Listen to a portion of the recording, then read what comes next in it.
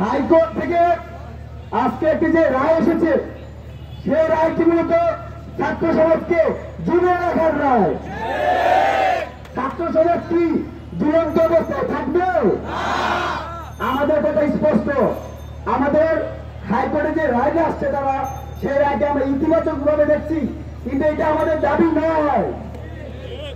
আমাদের ছাত্র সমাজের এক দফা প্রাণের দাবি হচ্ছে সরকারি চাকরিতে বিসিএস সকল গ্রেডে, অর্থাৎ প্রথম, দ্বিতীয়, তৃতীয়, চতুর্থ শ্রেণীতে বিদ্যমান অযৌক্তিক এবং বর্ষমূলক যে কোটা আছে, সেই কোটা অনতিবিলম্বে বাতিল করতে হবে।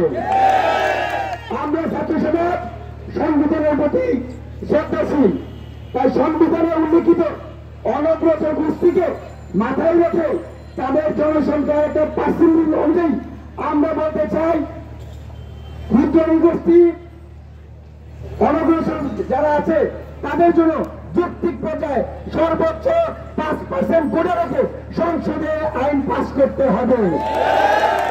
আমরা কোটা নিয়ে টালবাহানা করতে দিব না। সুতরাং আমরা কোটার একটা স্থায়ী সমাধান চাই।